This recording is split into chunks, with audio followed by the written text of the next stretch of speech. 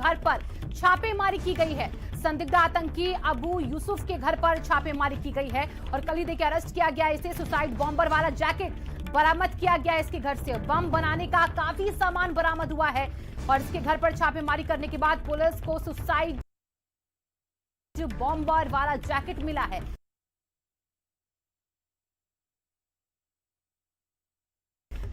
ISI के संदिग्ध आतंकी के घर पर पुलिस की छापेमारी, जहां पर पुलिस को भारी मात्रा में अबू यूसुफ के घर से कई चीजें बरामद हुई हैं। विस्फोटक चीजें वहां से बरामद हुई और इसी के साथ कहा जा रहा है कि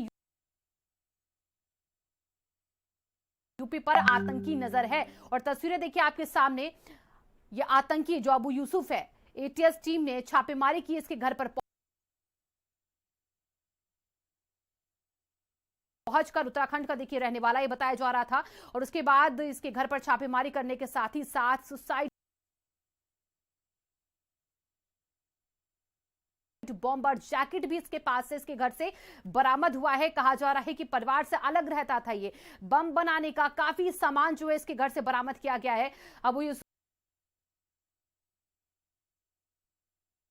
उर्फ मुस्तकीम के छोटे भाई आकिब खान के अनुसार दिल्ली पुलिस ने देखिए उसके घर से आईएसआई का झंडा बरामद किया और उसके बाद अब छापेमारी लगातार की जा रही है। एटीएस की टीम लगातार छापेमारी कर रही है। बलरामपुर की तस्वीरें हम आपको दिखा रहे हैं। उत्तराखंड का रहने वाला जो कि अपने घर से अलग रहा करता था और उसके बाद कल ही देखिए इसको गिरफ्तार किया गया है और टीम जो है लगातार इसके और जो साथी हैं उनकी तलाश में भी छापेमारी कर रही है। कई जगह दिल्ली में भी कल छापेमारी हुई है और यह भी कहा गया कि यूपी में भी नजर थी बड़े आतंकी कारनामे। सबसे पहले वही मुझे पता चली है पिछले साल।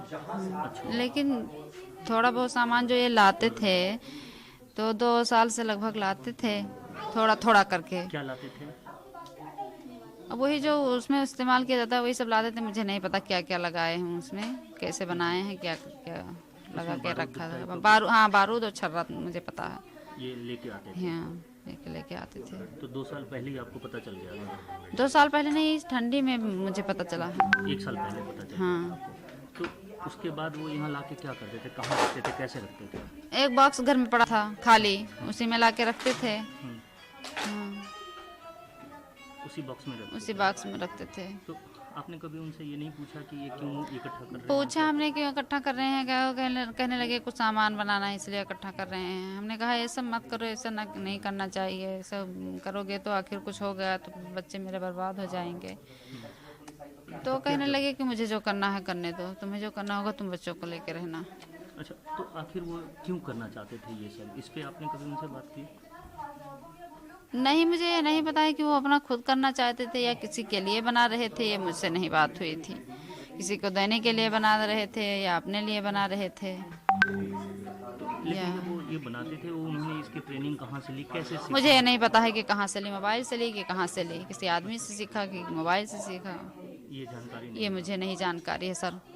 अच्छा, वो ये जो बम बना रहे थे या जो भी ब्लास्ट करना चाहते थे, क्यों करना चाहते थे, वो क्या कहते थे आपको? मुझसे वो कुछ नहीं कहते थे, कुछ नहीं कहते थे मुझसे। कुछ नहीं कहते? नहीं। उन्होंने कभी इसका जिक्र नहीं किया? उन्हें गुस्सा क्यों है, किस बात का है? नहीं, गुस्सा उस्सा उन्हें किसी चीज़ का नहीं था। गुस्सा उस्सा जो आप लोग बाबरी मस्जिद के बारे में कह रहे हैं ना, कई चैनल वाले कह रहे हैं कि बाबरी मस्जिद के, उन्हें बाबरी मस्जिद से कोई लगाव नहीं था।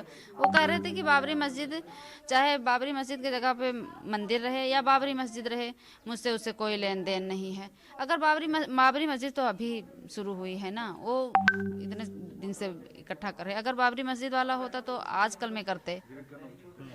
हाँ, तो बाबरी मस्जिद से उनका कोई लगाव नहीं था। वो कह रहे थे कि अगर बाबरी मस्जिद बन जाती तो वहाँ कौन जाता नमाज पढ़ने के लिए, और मंदिर बन गई तो हमें कोनो फर्क नहीं है। तो फिर आखिर ये सब क्यों, आखिर वो ये सब क्यों करते थे? अब वो क्या करते थे क्या नहीं करते थे मुझे नहीं, किस लिए करते थे। अच्छा, जो भी अब दिमाग में जो आ गया बस वही कर ले। मोबाइल में देखते देखते अब जो दिमाग, मोबाइल में तकरीरें सुनते थे और सब देखते होते थे, अब दिमाग में आ गया बस कर बैठे। अच्छा, आपको वो जो भी किए, क्या उन्होंने कभी अफसोस जाहिर किया बीच में चल करके, या कैसे लोग मिलने आते थे उनसे? यहाँ पे कुछ लोग मिलने कोई मेरे घर में नहीं आता था सर। अब ये ऐसा मौका आया है कि आप लोग घर में आए हैं मेरे, ऐसा मौका अल्लाह ताला ने हम लोगों के ऊपर ऐसा मुसीबत डाला कि आप लोग हमारे घर में घुस आए हैं। नहीं तो मेरे घर के मेहमान आते हैं तो बाहर बैठ के वहीं चाय पानी नाश्ता हो जाता है, बाहर से चले जाते हैं। हमारा घर ऐसा है कि हमारे घर में सब पर्दे वाली हैं, कोई घर में नहीं घुस के आता है।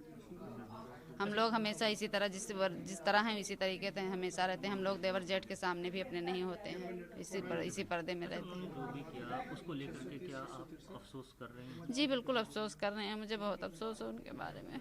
उनको भी अफसोस है, मुझको भी अफसोस। मेरे बच्चे 4 बच्चे हैं, मैं बच्चों के लेके कहाँ जाऊंगी? क्या चाहते हैं आखिर उन्होंने इस तरह का जो काम किया है, आगे के लिए आप क्या कहना चाहते आगे के लिए मैं यही कहना चाहती हूँ कि उनकी गलती को माफ़ कर दीजिए। हम लोग ऐसी गलती नहीं कर देंगे, हमें पता चलेगा कि हम तुरंत पुलिस वालों को इत्तला हैं? आपने दूंगी। जब वो 1 साल पहले से आपको जानकारी आई तब आपने पुलिस को क्यों नहीं इन्फॉर्म किया कि ये गलत कर रहे हैं?